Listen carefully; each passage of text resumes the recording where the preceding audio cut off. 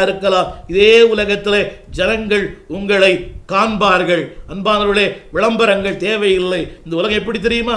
ஒரு ஊழியன் 3 மாதங்கள் மேடைகளை பேசாவிட்டால், அல்லாவிட்டால் இப்படிப்பட்ட கூட்டங்களில் இல்லாவிட்டால் உடனே சொல்லுகிற வார்த்தை, அவர் விழுந்து போனார், ஊழியத்தை விட்டு விட்டார், பாவத்தில் விழுந்து விட்டார். இதுதான் உலகத்தினுடைய கூற்று. ஆனால் தேவன் சொல்லுகிறார், இதே உலகத்திலே உன்னை தத்தளிக்க பண்ணுகிற, பொய்யை பேசுகிற, வீணானதை சொல்லி வியர்த்தமாக்குகிற உலகத்திலே அவர் சொல்லுகிறார், the same people will see you. இதே உலகத்திலே கர்த்தர் உங்களை காண்பார்கள். அன்பானவர்களே, அன்றைக்கு உலகம் நினைத்தது எலியா ஒழிந்து போனான். இல்லை அன்பானவர்களே, அந்த எலியா கர்மேல் பர்வத்தின் சிகரத்தின் மேல் இருந்தான். அன்பானவர்களே, உங்களை சிகரத்தின் உயரத்தில் கொண்டு போய் நிறுத்துகிற ஒரு கர்த்தர். கடைசியாக ஒரு வார்த்தை திரும்ப சொல்கிறேன். தேவன் சந்திக்க நடக்கிற அடுத்த ஒரு வார்த்தை என்னவென்றால், நான் உங்களை மீட்டுக் கொள்ளுவேன். I will redeem you. Not only redeem you, உன் வாழ்க்கையை, உன் இளமையை, இதையெல்லாம் இழந்து போனாயோ எல்லாவற்றையும் மீட்டுக் கொண்டு வருவேன். அதன் அர்த்தம் என்னவென்றால், எல்லாருக்கும் தெரியும், சென்னை பாஷையிலே மூட்டுக் கொள்ளுவது, அதாவது என் பொருளை என் தேவைக்காக அடமான வைத்தேன், அதை மீட்க எனக்கு திராணி இல்லை, பணத்தை கட்டவில்லை, என்ன அந்த பொருள் என்ன ஆகிறது? வீடு மூழ்கி போகிறது, நகை மூழ்கி போகிறது.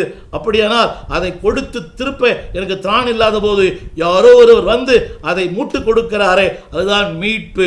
மூழ்கி போகிற ஒரு பொருளை தூக்கி எடுப்பது. அன்பானவர்களே, இந்த நாளிலே வாழ்க்கையிலே மூழ்கி இருக்கிறாயோ? துன்பத்திலும் துயரத்திலும் இருளிலும் வேதனையிலும் கண்ணீரிலும் மூழ்கி இருக்கிற உன்னை அவர் சொல்கிறார், I will redeem you. நான் உன்னை மீட்டுக் கொள்ளுவேன். அது மட்டுமல்ல, கடைசியில் ஒன்று சொல்ல விரும்புகிறார், அவர்களை நான் பெருக பண்ணுவேன். I will make you to productive. அன்பானவர்களே, மழை இல்லை, வறட்சி, பயிரில்லை, இருள் தத்தளிக்கிறது. ஆனால் இதே உலகத்தில் God will productive. அன்பானவர்களே, இந்த வார்த்தையை கேட்டுக்கொண்டிருக்கிற என் ஊழியனே, ஆத்துமாக்கள் இல்லை, ஜனங்கள் இல்லை, பொருளாதாரம் இல்லை, எல்லாரும் உங்களை விட்டு போய்விட்டார்கள். இதே உலகத்தில் உங்களை ஆண்டு பெருக பண்ணுவார். ஜனத்தை கொடுத்து, பணத்தை கொடுத்து, வாழ்வை கொடுத்து, சுகத்தை கொடுத்து, எல்லாவற்றையும் ஞானத்தை கொடுத்து இதே உலகத்தில் உன்னை பெருக பண்ணுவார். அவர் யார் தெரியுமா? Is a God of productive, is a God of progressive, God of possessive. உன் வாழ்க்கையிலே கீழ்ப்படுத்துகிற நிலைகளை உனக்கு தருவார். திரும்ப சொல்ல விரும்புகிறேன். அடுத்த குறிப்பு 9ஆம் வசனத்திலே இந்த வார்த்தை இப்படி சொல்லுகிறது. அன்பானவர்களே, உங்களை மட்டும் ஆண்டவர் ஆஸ்வதிப்பில்லையாம். அடுத்து 9 சொல்லுகிறார், உங்கள் பிள்ளைகளுக்கு கூட நான் உங்களை பிழைக்க செய்வேன். ஹல்லேலூயா.